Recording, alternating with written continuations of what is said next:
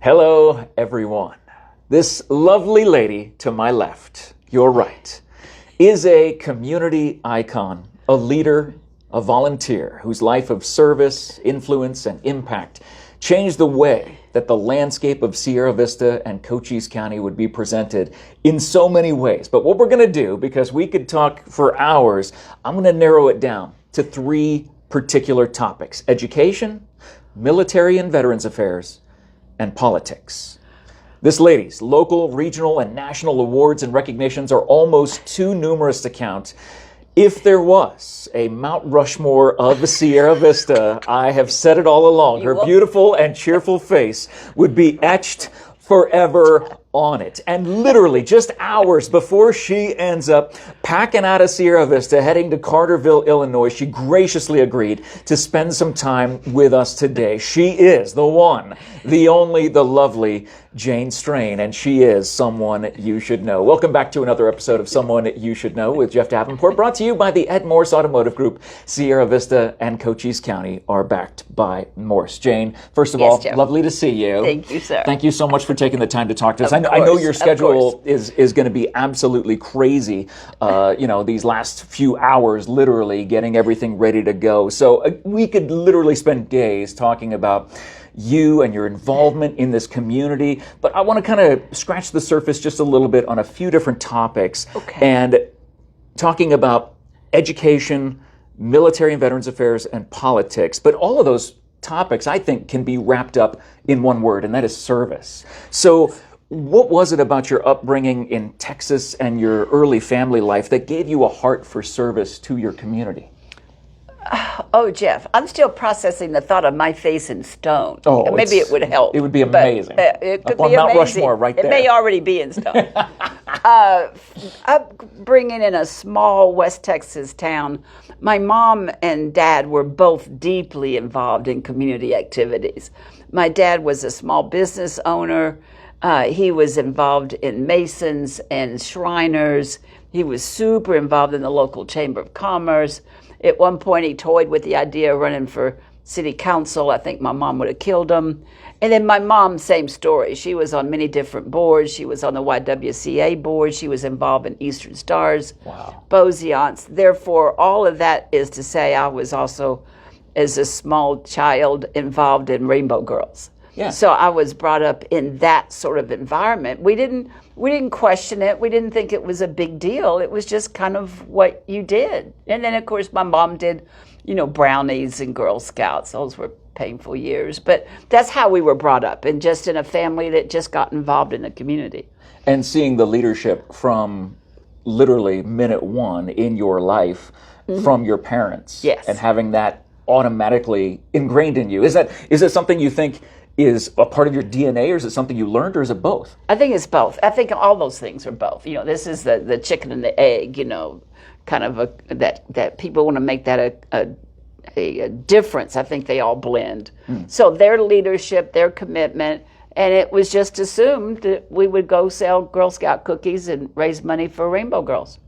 That's what we did. And it made sense to do that in that community in West Texas. Yes. Now, one part I think that you can talk about an upbringing is, and something that you are a staunch supporter of, is education.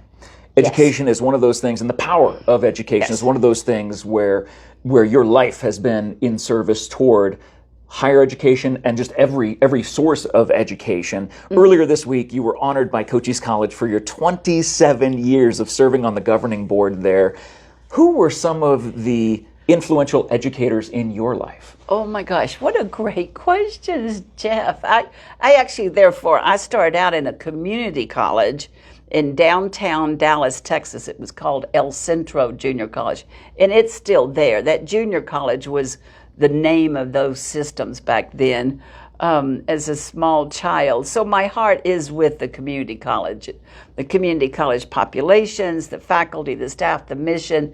It just makes sense to me. If you just don't even talk about the altruistic part of education, it's workforce development. It's getting folks ready to make a livable career in real jobs that moves them forward for their families. So I just was raised up that way. I went to El Centro Junior College for about 5 or 6 years, causing my funder, who was my mom, to pull funding and say to me as a 22-year-old, you need to get yourself together, figure out what you're doing, find a program, and do it.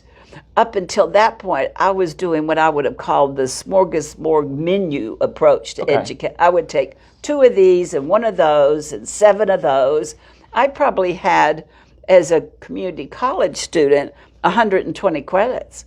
No program, no degree, not even a certificate. I was just taking courses, having a great time. See, I think that's someone who enjoys the process of learning. Yes. And that's something that you embody, and I think that's what made you such a powerhouse in that field of education. Do you remember some of your influence educators, like some of your teachers along the way? Who are ones that maybe left? Yes. And you can shout them out right here. Yeah, Who were their names? Who were they? What class did they teach? Yeah, well, I took a lot. At the time, I thought I was going to be an ichthyologist, which is the study of fish. Yeah.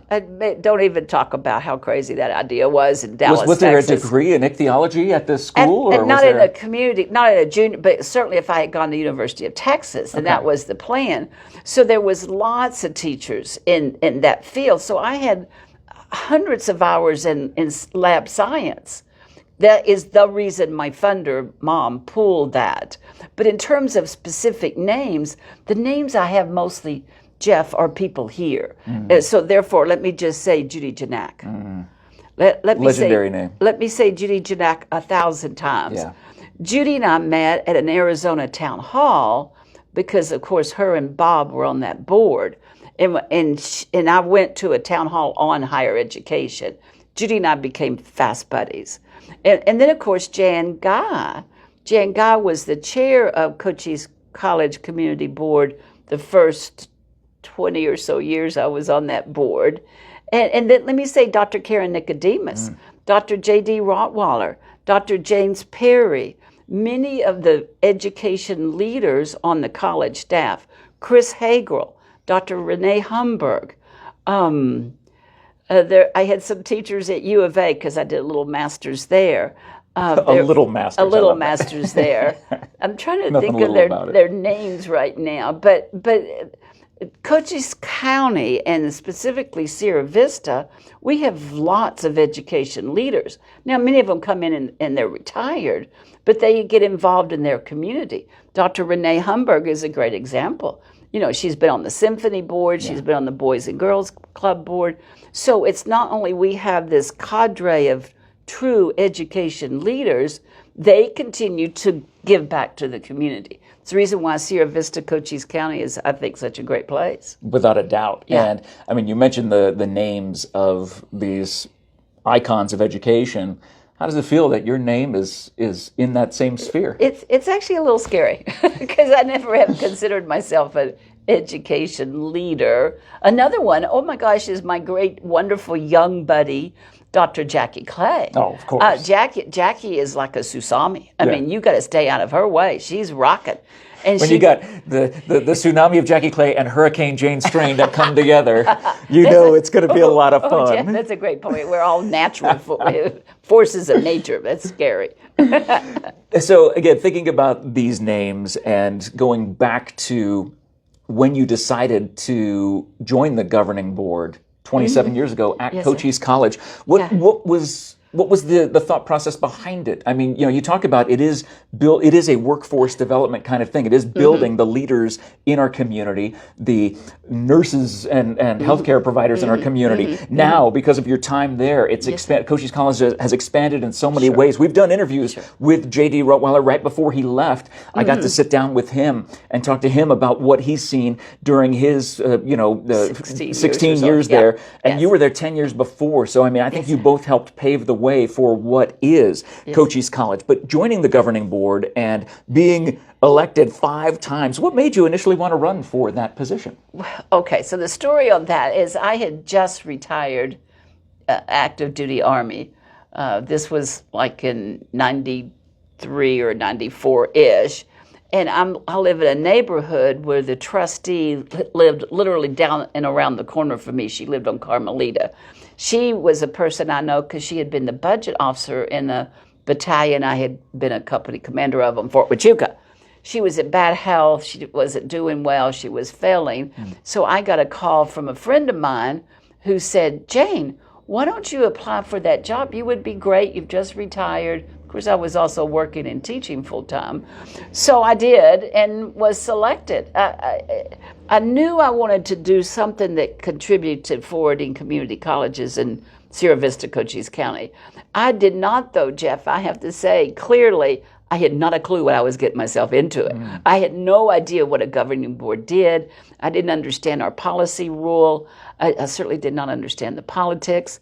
But I took the appointment and continued on from there on. And because I think your attitude of being a lifelong learner and being someone who wants to stay involved and learn as much as you possibly can, I think that's not only impacted me and how I try to see things, but I mean that's obviously helped you along the way as well. Yeah, it's key. It's key. You cannot get into Jan Guy had all sorts of great little sayings. You know, she was from Mississippi. You can't get on a board like this where you have fiduciary responsibilities to taxpayers, you have professional development responsibilities to the student, and then you have career and stability responsibilities to faculty and staff, right? This is their careers. Every level. Yeah. You've got to be very, very cautious of your decisions. Jan would say stuff like, we don't want to make decisions that allow the inmates to run the asylum. Now, that's a fairly harsh thing to say, but we are the policy setters. We are the ones that establish sort of like the command climate, an Army guy would say. So it's a tricky job, and you really have to work at it. You can't go in, in 1994 and think that you're going to stay that same way until 2026. You have to constantly adapt and change to the environment, but also the best practices. Because, things get better, and we learn more and more the best approach to be a governance board. What are some of the biggest changes that you've seen over the course of your time at Cochise College on the governing board? Some of the biggest impacts to our community that have happened through that Easy school? peasy. The very first one I would say is a flip to student focus. Initially, and this wasn't anybody's fault, back in the 90s, the focus was actually on the faculty and sometimes the staff. So if an English teacher only wanted to teach English 101 at 3 o'clock on Tuesday afternoon, the decision would be, okay, fine.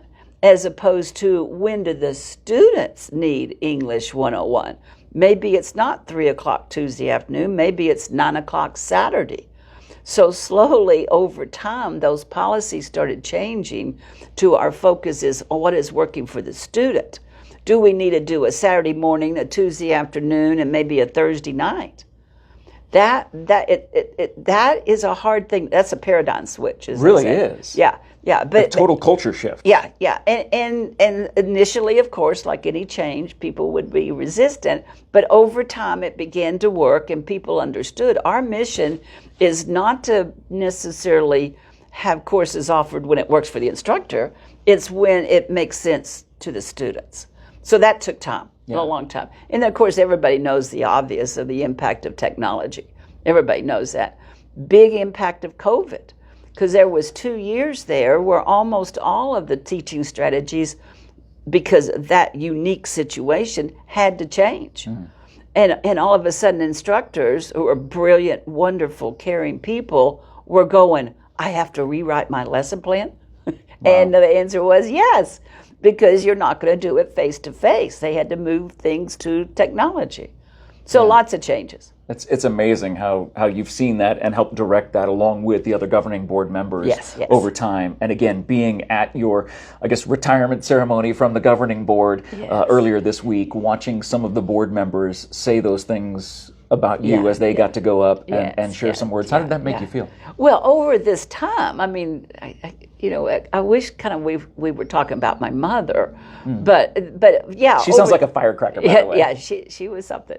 There's 5 people on the board, so over these different terms, there's been a bunch of excellent, outstanding, community leaders who wanted to contribute, give back through this education approach, trustees. Dr. Randy Groff was excellent trustee. Yeah. Danny Ortega, who had been, I don't know if he'd been the mayor of Douglas or was on the city council. Okay. He's Mike Ortega's cousin, of course. Yeah. Danny Ortega was excellent. Jan Guy was phenomenal, had her private pilot's license from Cochise, retired senior civil servant. She was excellent. She lived and breathed Cochise College.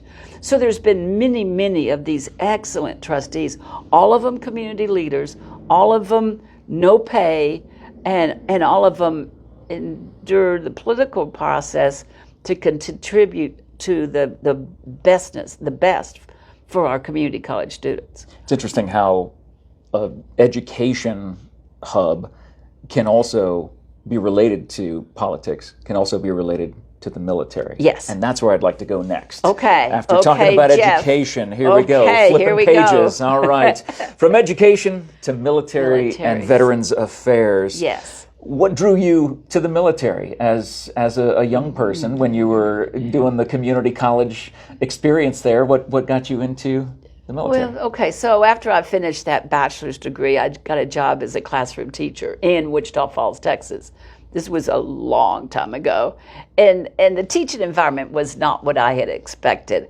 I loved the kids. I loved that interaction with children and how fun all that is. But the administration stuff was a little bit overwhelming. And then, of course, even back then, there was some unhappinesses with parents. So between all of that, and then, of course, I certainly needed a job, and I joined the Army. I just joined the Army. It seemed like a good idea at the time. Of course, I initially joined for only that first enlistment, of course. But I enlisted. I was an enlisted person first, then took the commission. Okay. So that made it a little crazy on the years. But I needed a job.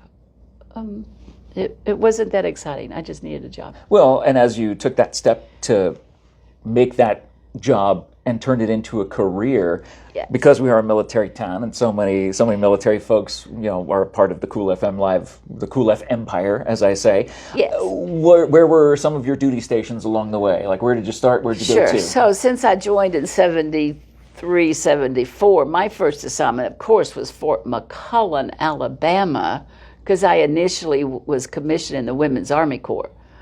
Which is a significant piece of history, because a few years later it was disbanded because of the returning mass amount of soldiers, Army soldiers, Air Force, Marines from Vietnam. And a lot of those folks, because of what they had experienced in Vietnam, were being chaptered out. So that somebody made a decision to backfill with women, which was a fairly exciting decision at the time, because there had never been mass numbers of women in the armed forces. There was a women's Army Corps, but it was cellular. It was not incorporated into the it was its own unique big thing. Population. Right. So I went to Fort McClellan, Alabama, did what was called WAC Basic, Women's Army Corps, and it was in that summer that it was going to be disbanded. So then I was sent again to another basic at Fort Gordon, Georgia, for Signal Corps. Okay. So, and I chose that because it was the closest one to Fort McClellan, Alabama. And I didn't want to be there anymore. So I went to Fort Gordon, Georgia as a Signal Corps lieutenant. Amazing. What was it about the Signal Corps that drew you to it? Because it was physical. It was outdoors. Back then, you did a lot of outdoor work. That's back in the days we literally set telephone poles, and you learned how to climb a telephone pole. Okay, pause. Can you guys see Jane climbing a telephone pole? I can see it because I know her, and she's one of my greatest friends. Well, I can see that in my mind. I see you. Well, there was some exciting, and of course I was still a very young person, so it had its I can see you doing it now. No, I'm saying now I can see you doing it. Not with these knees. No, sir. But it wasn't sitting behind a desk. Yeah. It wasn't like finance or AG. I wanted to be out throwing up telephone poles, and we dug ditches, because part of commo back then was cable. Right. So my very first platoon leader role at Fort Hood, Texas, was as what they call the cable platoon. The tricky name was Cable Apes. That was the name. Okay. It's fairly derogatory. But it was a great bunch of all guys, of course. I was the only female in the battalion for a couple of years. And being that, the Army at the time, obviously very strong majority male. What was it like being possibly the only female in many different circles? There was it was a transition, and that integration was hard, of course. I mean, anytime you bring in a different population into an existing population, there's going to be challenges. But at the end of the day, most people were professional. Most people wanted to make it work because they knew that attrition coming out of Vietnam for national defense, they needed to make it work. Now, there was still there's still some conversations even now where women are in terms of combat. There used to be like a line in the sand, and women could not be signed past that line because then they would have been in direct combat. We all now know that that's totally gone. Right. We all know the horrific numbers of women that have been killed are significantly injured now in combat. That's a reality. Yeah. Back then, it was a big deal. Now, nobody even thinks about it. Right. But I really enjoyed the work. I really enjoyed the camaraderie. I really enjoyed that sense of mission. I super liked the structure, the routine, and the intense focus on the mission. Just get her done, as they say. So I had a good time. It was wild years in Fort Hood, Texas. Now, what was it that ultimately took you to Heidelberg, and how on earth did you end up, for people who have been in the military or military dependents, how on earth did you end up staying there for 17 years? Well, great question. So the assignment just happened because I got promoted. So by the time I was a captain, I couldn't stay in the motor pool forever, even though I super enjoyed it. And at that time, I was married to a person who was on an active duty Army. So both of us were assigned to Germany. And since we were what they called dual married couple, the assignments were just easier if they kept us within the same little country of Germany.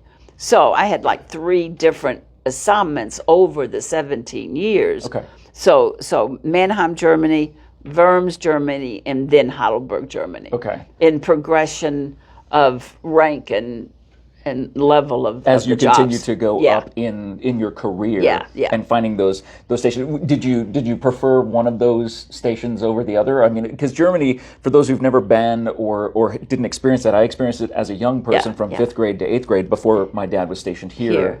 At Fort Huachuca. There's something kind of magical about it. Oh yeah. And do you feel that as an adult, as you're living there, they were great and going years. to those? Yeah. I mean, again, you spent over a baker's dozen years. Yes. In this country. Yeah, it was fabulous, and we made great connections, and it culturally we were accepted. There was all sorts of interface. We did square dancing with a German American square dance club. My little guys started school in German schools. No way. Yeah. It was a great time. Of course, then the economy was different. And Americans lived pretty well the way the economy was back then. I understand it's not that true. It's not true now. Right. But yeah, we were there a lot. Part of that was Desert Storm. Okay. So when Desert Storm hit, that kind of messes up the normal cycle of assignments. So I had to do Command and Staff General College in Fort Leavenworth on a TDY because I went there, did the course, and then went back to Germany. So that's truly not usually because of the cycle of Desert Storm. So the years that you were there in Germany included 1986 to 1990. In that time frame. Yes. That's when we could have run into each other at some Chris Kindle Mart or something like that. Yes, if you ever made your way to Nuremberg or something, or Frankfurt, I could have literally run into her as a kid. We could have been in the same area. Yeah. I love thinking about things Frankfurt like Zoo. that. Did you go to the, of course. I love the of Frankfurt course. Zoo. One of the best in the world. Yes, yeah. At least back then. I'm not sure about today. I don't know. But once you were done with the military, it brought you here Back to Fort Huachuca. got And when you retired, you were obviously you've never retired, but I mean when your service to the military is done, you have this transition mode in your mind to say, Yes. I want to still be a part of the military as much as I can, and so I'm going to focus on veterans. Yes, yes. And yes. not only, after your distinguished service, you turned your attention to veterans groups like the Women's Army Corps, Military Officers Association of America, or Military Officers of America Association, Cochise serving veterans even on a more local level. As someone who served in the military, do you think that gives you a better vantage point to know how to meet the needs of those who have served our veteran community? Oh gosh, Jeff, now that's a great question. Well, generally not. That's like saying to be a good teacher, you have to be a mom. That's a problem. Anyway, no, I think people who are passionate and dedicated to the folks who have served their country at any level in any conflict or not, if they have a passion for that, they themselves don't need to be a veteran. Now, if you are a veteran and you're working in those organizations, you might have a better approach initially, but people can learn that. We have many counselors, many folks who help folks through difficult times that are not veterans. But certainly, an example would be the Cochise Serving Vets. That is a local organization, a regular 501c3, run by veterans, but they do what they call direct service, VSOs, Veteran Serving Organizations. So they're actually taking Jeff by the hand and going to DES and making sure they're registered and they're on the list for work, or they're taking them to Salvation Army and making sure they understand food distribution, or they're taking them to Good Neighbor Alliance and maybe helping with housing. So, but anybody can do that. That's what Cochise Serving Vets does. It's a central kind of place where direct service to veterans happen. And they say all politics is local, and I think all service organizations are local. Like there is the Red Cross, but there's the Red Cross of Southern Arizona. There is the Women's Army Corps, but there's the San Pedro chapter. Exactly. And so having that local connection to these national organizations that has taken you to some of the highest honors and levels within these, as a veteran, what does it mean to be recognized for your service in that way, even after your military service days have come to an end, but then focusing on the veteran side of things and being involved with veterans? See, for me personally, it's uncomfortable because I don't see it being that big of a deal. I mean, I see this as just what you do. I mean, it's like, polishing your shoes. It's just what you do. There's thousands of veterans in Sierra Vista, Cochise County, Benson, Douglas, Wilcox, Tombstone, just veterans doing amazing volunteer work. The DAV chapter here, that whole office is staffed by veterans who are volunteers.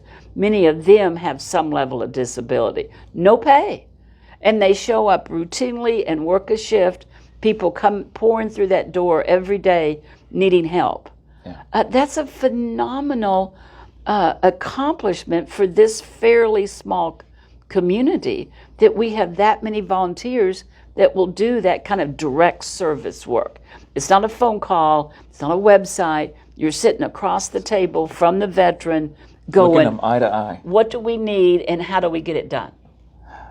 I just love it. Yeah, and I mean, having that connection, everybody loves you. I mean, you brighten any room that you walk into, and I mean, even on the hardest days when you're dealing with all of the trauma and all of the heartache and hardships that our veteran community, who we love so dearly, has gone through and served the country with honor and with dignity, to make sure that dignity and honor continues toward them through the organizations that you've been a part of. That just makes it all worthwhile. Right? It's phenomenal stuff. But I have to say, two stories. One reason I was motivated to get so involved recently is the story of my son. My oldest son, Brian, who joined the Army 19 Delta, which is like an armored Cav Scout, did 2 tours in Afghanistan. Last tour injured enough that he got a medical discharge. So Brian himself, just as a son, was highly motivating to me to ensure the systems and the networks here in Cochise County work. A lot of times, because it's an easy thing to say, We thank you for your service. I personally believe that should follow up with the question of, are you getting all your benefits? Because so many of the young folks come back, men and women, and they've had certain very difficult experiences, but they don't know what their benefits are. Or they know them, but since they're traumatized, they don't want to deal with it. It becomes too hard. So Brian has really helped me understand the need to get past all of that and figure out how to stop some of the bureaucracies and stop some of the lip service to this work and make sure stuff really happens. And that's what Cochise Serving Vets does, certainly DAV, the VFW, the Legion. There's just a pile of them that just work really hard. And that's the amazing part about our community. If you're watching this and you have never been to Sierra Vista or Cochise County, that's the kind of community we have that loves our veterans and makes sure that all of their needs could be met in any and every way, shape, and form. You mentioned bureaucracy, and of course that is a part of the military life, and that leads me into point number 3. We talked about education, we talked about your military service and Veterans Affairs. It's time to talk a little bit about politics. For those who do not know, Jane has advised the likes of the late Senator John McCain, Senator Jeff Flake, Congresswoman Martha McSally, Congressman Jim Colby, and state officials including John Patton, Jennifer Burns, Mary McClure, Tim Bee. She was also the special guest of Congressman Juan Ciscomani at the State of the Union. But I think there is one particular politician that was probably the most important one you ever met, a guy by the name of Bob Strain. How did you meet Bob?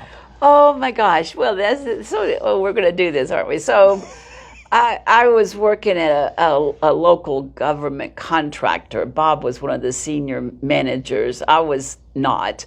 I was an English teacher, so I was the back of the corner. They call it tech editing. So I knew of him. Richard Besselman actually introduced us, but where we met was at Taco Bell. This is the Taco Bell story. I literally was sitting I was studying for that little master's degree in educational psychology. Bob came in, he was on his way to a Tucson symphony, and we just struck up a conversation. It was just one of those casual conversations, and life developed from there. Bob was excellent. The best example of all the way Americans can be. What is it like when, Bob was a very driven person and a great leader. How is it when you come along as a strong leader, not just a strong woman, but a strong leader, with the two coming together, and you knew it was the right fit. You knew he was the amazing. How were you able to flex your role of being supporter of his political aspirations and dreams while still fulfilling your own? Well, the answer, this is going to sound terrible. The answer was Rich Besselman, because Rich was Bob's campaign manager for the 2 runs on city council and the 1 run for mayor. So Richard, and him and I were dear friends, a great guy. He would call me, he goes, Jane, there's an event, so-and-so and so-and-so, it's at this place, so-and-so and so-and-so, wear a dress and be a wife. So that was got it. So that's what I would do. Yeah. Now, when Bob would come to some of the stuff at Cochise College, I think Richard probably told him the same thing. Be a husband. Yes. So you make it work. You make it work. Bob did stuff that I truly didn't understand. His work on water and the Upper San Pedro Partnership and the Sprinka and those folks that were always suing us, the Center for Biological Diversity. Him and Pat Call and that whole crowd did that. I was in education and beginning to work veteran stuff. So our areas didn't necessarily overlap. So you were kind of able to stay in your own lane. Yes. He had his lane and you had your lane. Yes. And it was very rare that they would meet. Yeah. Yes. But being alongside, did you realize that you were the Brangelina, the power couple of Sierra Vista and Cochise County at the time? No, we didn't. We were too busy. No, Jeff, of course not. No, because it was important that we did what we committed to do. And you don't have time to get drawn away. That's kind of a distraction. And personally, nobody cares. We're doing it. We're too busy. We had to be ready. We had to be prepared for meetings. We had to follow up. We had to make sure all the actions got completed that we committed to, or made sure other people were on it. So no. I never saw it that way. But at the end of the day, there's this amazing couple that were able to really transform this community. And for people who are watching this, maybe thinking of politics being this nasty and divisive thing, how are you able to see past those parts of it? Because you're still very politically active. Again, we just gave a little snippet of your political resume of the people that you have worked alongside with, going to a State of the Union address, being personally invited to doing that. I mean, that's like me being personally invited to your going away party. It's crazy to think about. Yeah. But for those who think of politics being this dirty, filthy area, how are you able to change their perspective, or know that, yes, there are bad parts, but it's policies that help make lives better? Yeah, I think, well, the answer is the staff.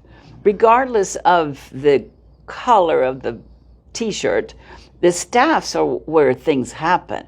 And there's phenomenal staffs on everybody's, in everybody's organization. So, and the staffs make things work. You don't need to get into a D&R, or even add in now the independence impact, to make it conflict. If everybody agrees that the two ports in Douglas need to have a road and signs and whatever they need to have, I don't know, that doesn't need politics to get that done. That's the staff working, providing the best decision product to the decision makers, and then they make their decisions. That doesn't have to be conflicted. That doesn't have to turn into some sort of power waging kind of activity. We don't need to do tit for tat. We don't need to. Some people, of course, do that. Yeah, but it's not necessary. That's the nasty side of politics. It's totally unnecessary. We should be focused on results and outcomes, and then accountability, of course, to all of that. That does not have to be a discussion embedded in DNR. Yeah. But before we leave this topic, one thing I forgot to ask you was, what was it like being the First Lady of Sierra Vista? Oh my gosh, now there's a funny story. I really tried to avoid that. I used to tease everybody that I take a lot of ownership on the first one that developed wearing a hoodie sweatshirt around town, because I used to go to Safeway in my hoodie so nobody would ask me a question about the city. The only thing I learned was the name of the phone number at City Hall. So if somebody caught me and say, "Jane, they didn't pick up my trash," I'd say, "Here's the number." I tried to stay away from that because, again, it's a distraction. It's a distraction. And you think about the way the hoodie has evolved, that even NFL coaches wear them now. You started that trend. You started the hoodie trend. I will take that. Yeah. Any color, whatever color it is. Yeah. I love that. Yeah. So again, being First Lady, the biggest highlight was when people would come to you. It's like, here's the card. Here's the number. Now, the other funny story is, early on, I was going to a luncheon with Nancy Hessler. Now, I adored Nancy. Nancy was her husband, Tom. Tom was the mayor right before Bob, and Nancy was a pure lady, very elegant, just a sweetheart. Nancy and I were at a luncheon, and I think Bob had just been elected mayor, so they announced, and welcome to the First Lady of Sierra Vista. So I'm looking at Nancy. Nancy's looking at me, and I went, "Oh, it must be my turn." That's the only time it dawned on me that I could have been called that.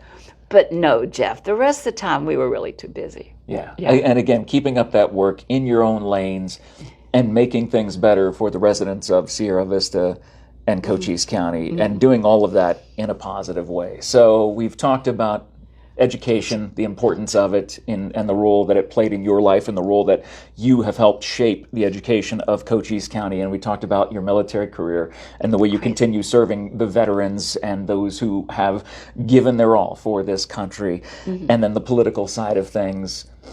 It comes down now to this town of Carterville, Illinois.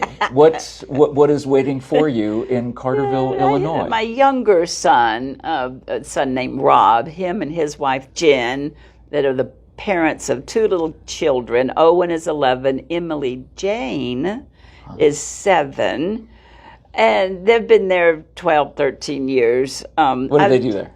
Jen is a local school teacher. She teaches in that school district of Carterville. Rob had driven for UPS for 12, 13 years. He last summer was asked to move up to management. So they're settled, and they both graduated from Southern Illinois University, which is down the road in Carbondale. So the last few years have just driven me to be a little bit more strategic in planning what I needed to do. And so, Jeff, it was just time. Yeah. It was truly just time. I really wanted to get there before the grandchildren became teenagers, because then I would have to hide. So I just want to be able to get there early enough to play with them, do soccer, and just to enjoy that piece of life. Do you already have the plans? I mean, do you see that life there and how you're going to plug in? Because at your Cochise College governing board going away, there was a gentleman by the name of Sheriff Mark Daniels, a mutual yes. friend of ours, yes. Who got up and said, I've already called the sheriff yes. there yeah. in the Carterville yeah. area for yes. that county, and let him know that you're on the way. Yeah, so your reputation precedes you wherever you go. I'm worried about my driving habits, so I hope they don't really find me. But yes, I've already told Jen, the daughter-in-law, that I wanted to volunteer at Emily School. Oh. And do the typical Grammy and read for an hour or two every week. I probably will join the local Rotary Club. But then at that point, Jeff, my buddies are teasing me. They're all taking bets about where I'll really stop. Right now, the plan is to stop with those two and give myself more time. Yeah. So we'll see. We'll see what happens. Well, as you're all packed up and literally just hours away from heading to Carterville, can you even begin to encompass what Sierra Vista, this town here, means to you? Oh my gosh, what a great question.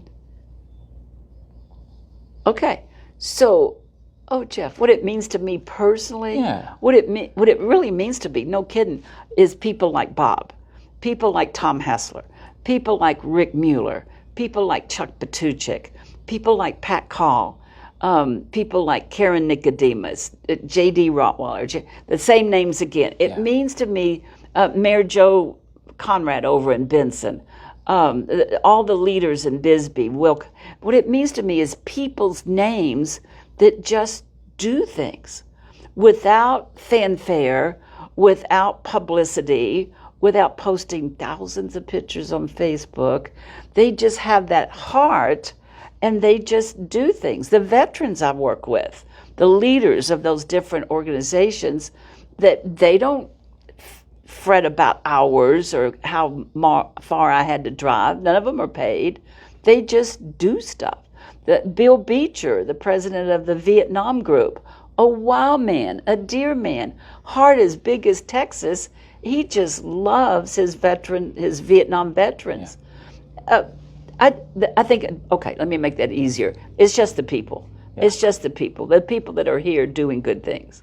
Well, and I think it's because of your leadership, and there is no doubt in my mind that, again, these fingerprints that you have left will leave that indelible mark to encourage all those names that you mentioned to do better things, to go on to greater things, and seeing not just the present of our city and our county and all those other cities in the surrounding area. We're all in this ecosystem together, yes. and we all affect each other. Yes. But it's a way that we can make things better, not just today, but tomorrow, next week, next month. Yes. And be able to move that on. And I think that's because of this impact that you've had, that you've taken on yourself, to be able to say, I'm here and I'm here to make a difference. Yeah. And to contribute wholeheartedly without any looking for any strings attached to that. The big conversation right now, is the leadership void behind us.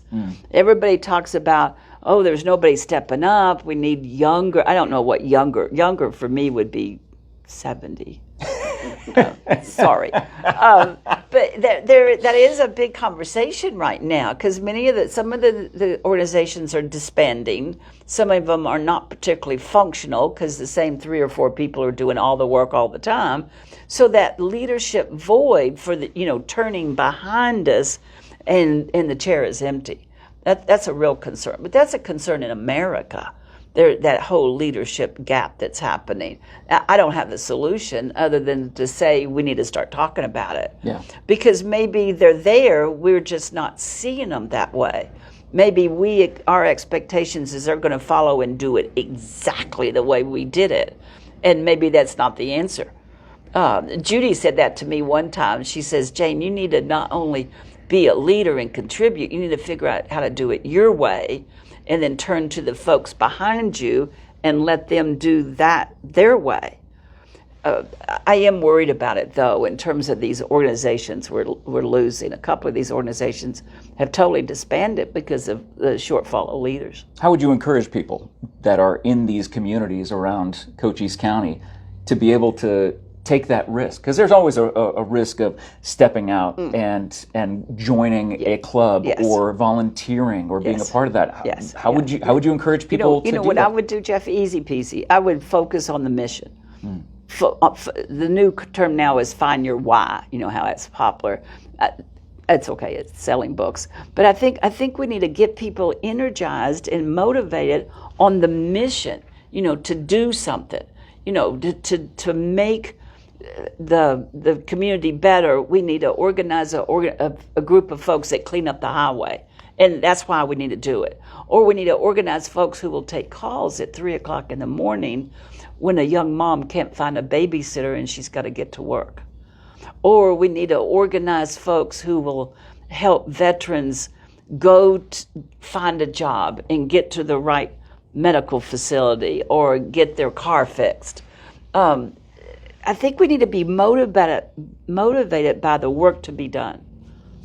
And then people will come. I think people will come. And I know that you see specific examples in those examples. I know you're seeing the person, you're seeing the face. And I think that's what makes you such a powerful leader. What do you see as the future of this area of Sierra Vista and Cochise County? How do you see this continuing to grow or expand, or what areas of education, military, veteran services, or politics do you see Sierra Vista and Cochise County being impactful, not just in this area, but maybe nationally or statewide? Well, certainly the reality of those two ports coming into Douglas, that is going to significantly change. Everybody knows it's going to change Douglas, but it's going to change this whole county. I mean, think of Cochise County looking like Nogales and Santa Cruz.